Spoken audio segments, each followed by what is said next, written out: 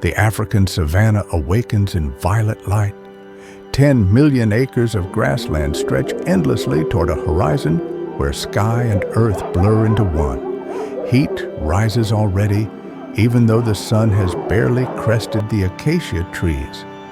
This is the Serengeti, a place where thirst kills faster than fangs, and where breakfast often hunts back. Herds dot the landscape, impala in scattered clusters, their tan bodies barely distinguishable from the golden grass. Thompson's gazelles move with urgent grace, never still, always ready.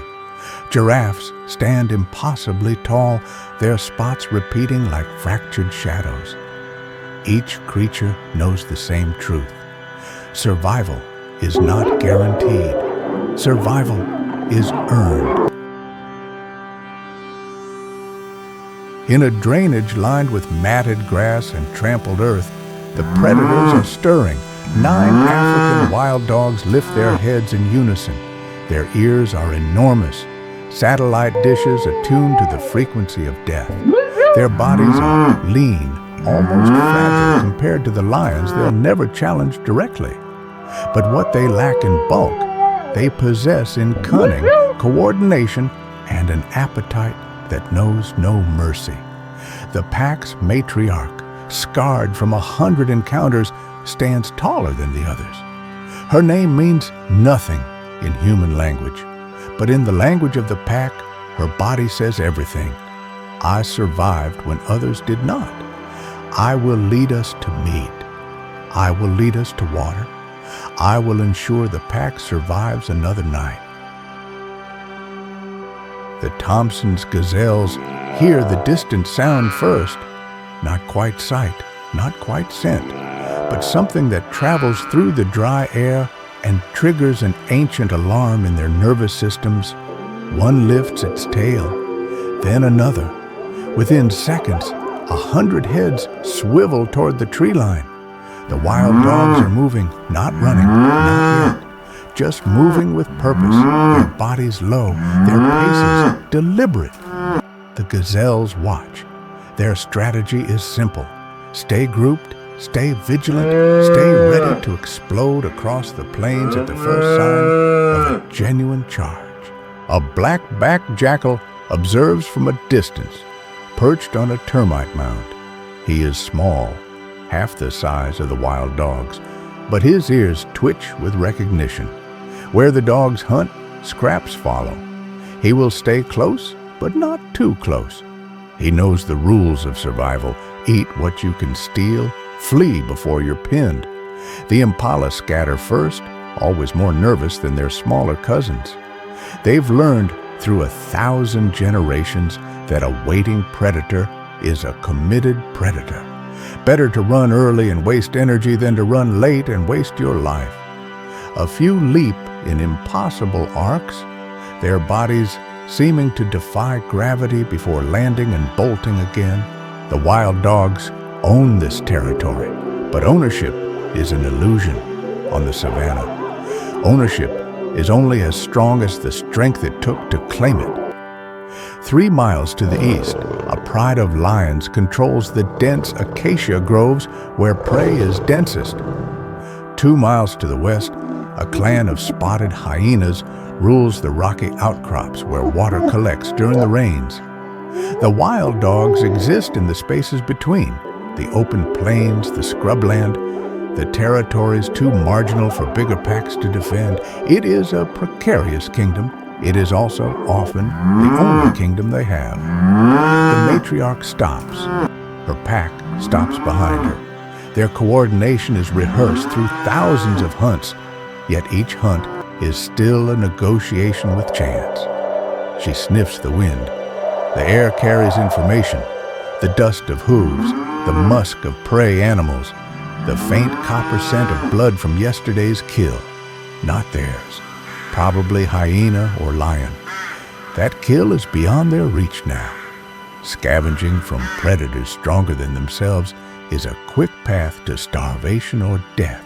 A young Thompson's gazelle, born only 3 months ago, watches the wild dogs with eyes that seem too large for its narrow skull. Its mother stands beside it, tense, ready. The gazelle's body is built for flight. Its legs are springs. Its reflexes are lightning. Its lungs are enormous. It can reach 40 miles per hour in 2 strides. But the wild dogs are different from other predators. They do not rely on the first sprint. They rely on the hunt itself, the pursuit, the wear down, the inevitability of distance collapsing under relentless pressure. The Thompson's gazelle has never seen a wild dog hunt. It will very soon. And what it witnesses will either teach it the lesson of its lifetime, or it will not survive long enough to learn anything at all. The matriarch moves forward. The pack tightens. The grass seems to hold its breath. The charge comes without warning, though to the gazelles it feels inevitable, as if they've been expecting this moment since birth. The wild dogs explode forward in a coordinated surge. They are not trying for surprise. Surprise is impossible in the open savanna. What they're trying for is chaos. They are trying to force the prey into a decision. That decision itself becomes fatal. The Thompson's gazelles scatter in 5 different directions. The impala bolt eastward in a dense cluster. The wild dogs divide instantly, their coordination so practiced that it appears to be instinct rather than skill. 3 dogs peel off after the impala. The other 6 stay locked onto the Thompson's gazelles. Their strategy is simple. Pursue until legs fail. Pursue until lungs burn. Pursue until the prey cannot pursue anymore. The young gazelle runs alongside its mother, its legs pump with raw speed. The red earth blurs. The sun hammers down. Behind them, the wild dogs are machines, their long legs eating ground, their bodies angled forward, their eyes fixed on a single target. They have separated the young gazelle from its mother's group. This is not accident. This is the entirety of their hunting strategy crystallized into a single moment. Isolate, pursue, execute. For 2 miles, the young gazelle runs. Its heart threatens to burst through its ribs. Its breath comes in short, sharp gasps. The wild dogs do not tire. This is their gift and their curse. They can maintain speed and coordination for distances that would annihilate prey built for explosive sprints. The gazelle is fast, but fast is not enough. Endurance is the real currency of the savanna. The matriarch gains ground. Her younger sisters angle in from the left and right, trying to cut off escape routes, trying to force the prey into terrain where it cannot move in a straight line. The gazelle's legs are beginning to feel heavy. It can sense the edge of exhaustion creeping in. It does not understand exhaustion. It only understands the burning in its legs and the immediate, overwhelming need to run faster. The black-backed jackal watches from a distance, panting slightly. He knows how this will end. He has seen it hundreds of times.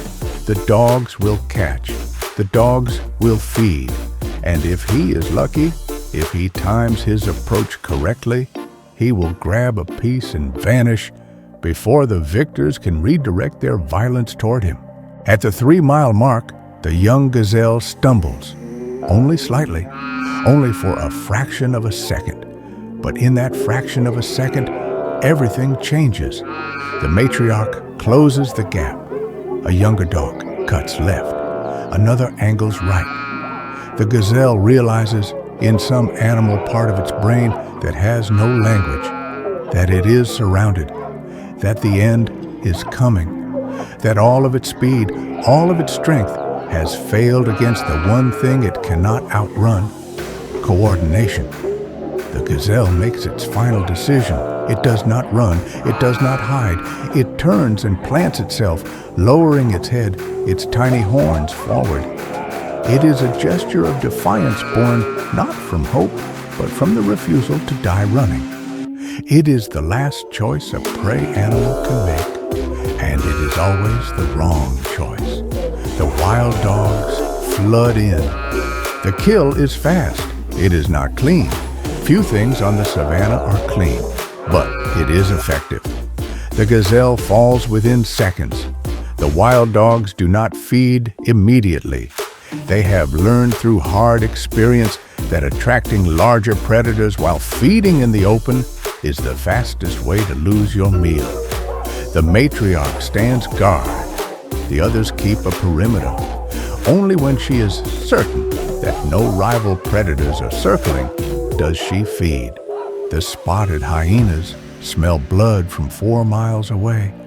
Their sense of smell operates on a different frequency than other predators.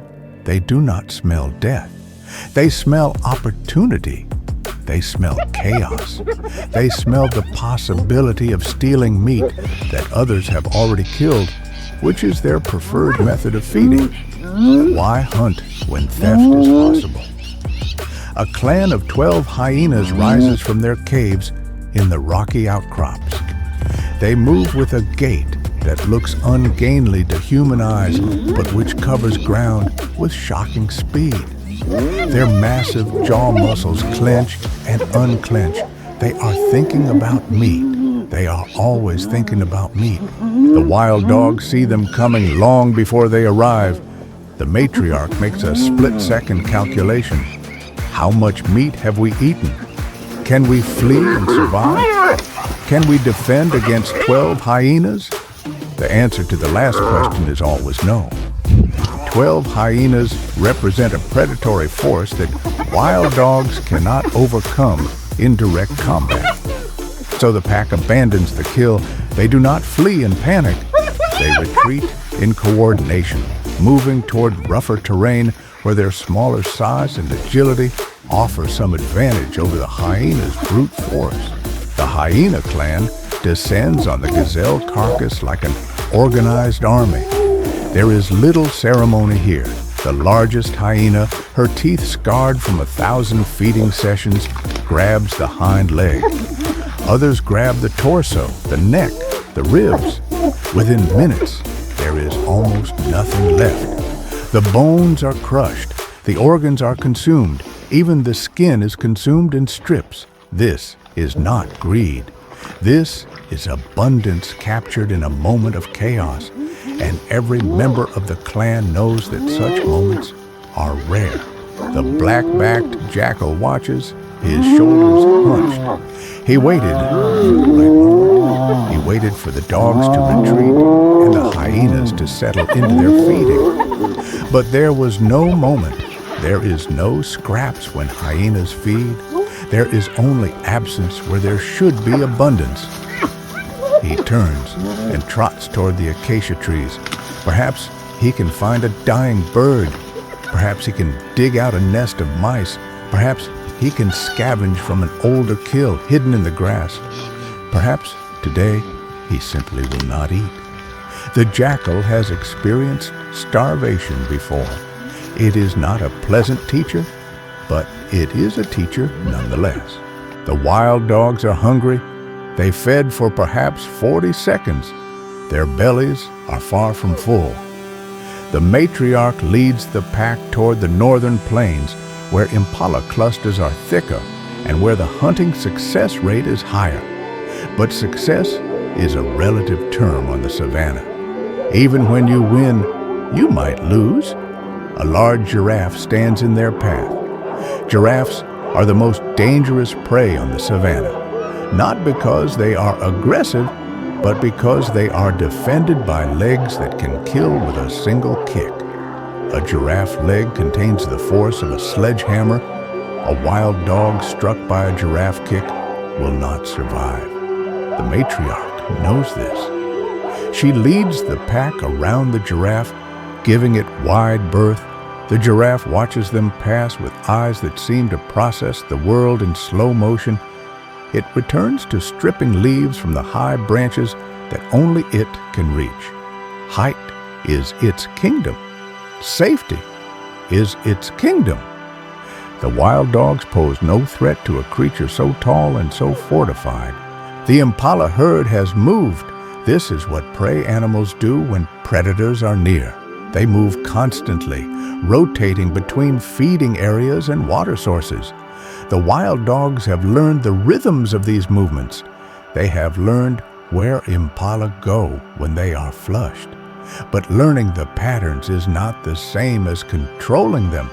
The patterns shift. Prey animals are not machines. They are intelligent creatures making desperate calculations about their own survival. The pack finds a smaller herd, perhaps 30 animals, clustered near a dried-up riverbed. The matriarch studies them. These impala are heavier than Thompson's gazelles, which means they are slower. But they are also stronger, which means they can cause injury if the dogs approach from the wrong angle. The matriarch adjusts her strategy. She sends 2 younger dogs to approach from the front to draw the herd's attention. The rest of the pack circles wide, approaching from downwind and from the rear. The impala detect the front approaching dogs first. Their flight response ignites. They bolt toward what they perceive as escape, but they are actually bolting directly into the second part of the ambush. The older dogs waiting in the tall grass burst forward, cutting the herd in half. It is not a perfect execution. Nothing on the savanna is perfect, but it is effective. This time, the wild dogs are more cautious. This time, they do not stay in the open. They drive the isolated impala toward a shallow depression in the terrain, a place where escape routes are limited and where the prey animal will have less room to maneuver. The impala tries to dodge left. The dog cuts it off. It tries right. Another dog closes the gap. The depression becomes a trap. The kill happens in the depression. The other predators cannot see it from a distance. The dust hangs in the air, obscuring the details. By the time the pack emerges, they are already feeding, and the carcass is positioned in terrain that offers some natural protection. They have perhaps 5 minutes before hyenas or lions smell the blood. 5 minutes to consume as much meat as their bellies can hold. The pack feeds with urgency but without panic. They have evolved the ability to separate haste from desperation. They know that panicked feeding is inefficient feeding, so they eat quickly but methodically, focusing on organs first: the liver, the heart, the kidneys. These contain the most caloric density. These are the parts that matter most when every meal might be your last. A male lion emerges from the acacia grove a quarter-mile away. He is young, perhaps 4 years old, and he is alone. A solitary male lion is a dangerous creature, dangerous to itself and to everything it encounters. Lions hunting alone are far less successful than lions hunting in prides. But desperation sharpens tactics, and hunger overrides caution. He smells the meat. His head rises. His mane catches the afternoon light. He begins to walk toward the source of the smell, his gait casual but his intent absolute. He does not hurry. He knows that the predators already at the kill will likely abandon it when they sense his approach. Abandonment is the lion's greatest advantage. Abandonment allows it to scavenge without the burden of actually hunting. The matriarch wild dog smells the lion first. She makes the decision instantly. The pack abandons the kill. They do not run in panic. They retreat in formation, maintaining the possibility of coordination if they need to defend themselves. But they know the calculation.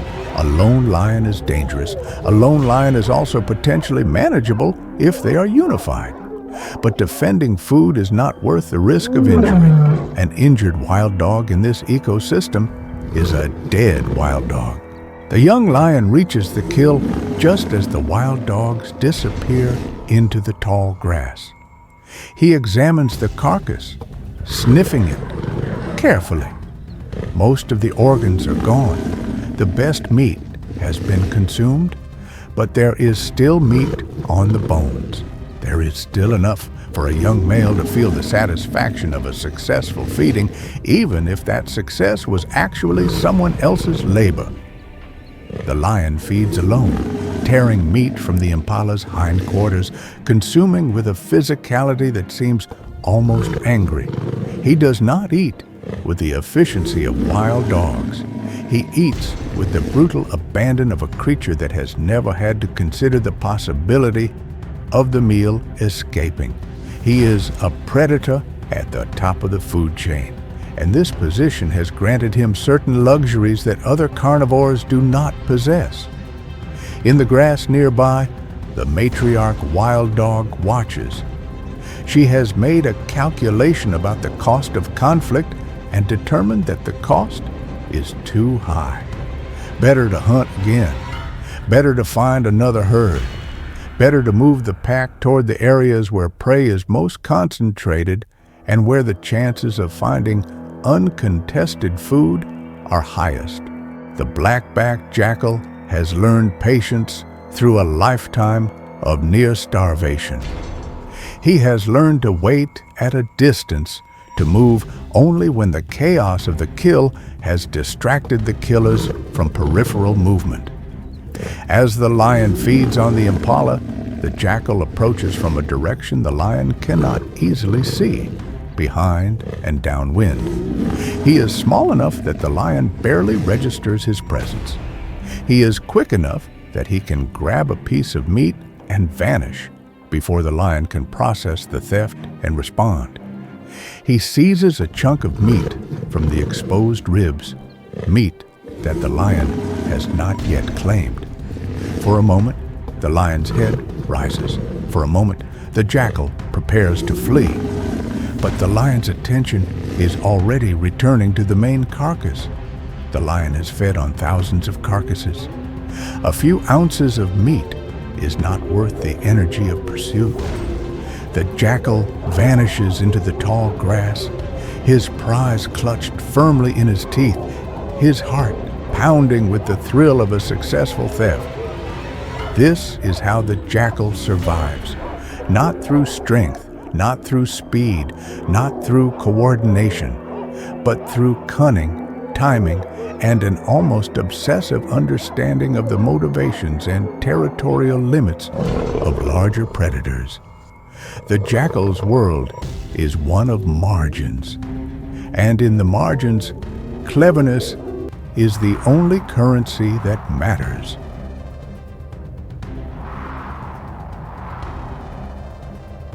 The savanna transforms as the sun descends toward the horizon. The heat, which has been oppressive all day, begins to release its grip. The light shifts from white-hot to amber to deep orange. Shadows lengthen. Predators that hunt in darkness begin to stir. The wild dogs find a clearing on a slight rise, a place where the grass is low and visibility extends in all directions. This will be their sleeping ground. This will be their place of minimal vulnerability. The pack settles. The matriarch lies in the center, her body surrounded by her family, her younger daughters, her pups from previous seasons, her hunting partners, and her kin. They do not speak. Animals do not have language as humans understand it, but they communicate through proximity, through touch, through the subtle language of bodies at rest. They communicate, "We survived another day. We will survive the night. We will hunt again tomorrow." The young gazelle that escaped earlier today rests with its mother miles away, its heart still racing from the chase. It will remember this day. It will become faster. It will become more cautious. If it survives long enough, it will teach younger gazelles the lessons it has learned. This is how prey species evolve, through the simple mathematics of the ones who escape passing their genes and their caution to the next generation.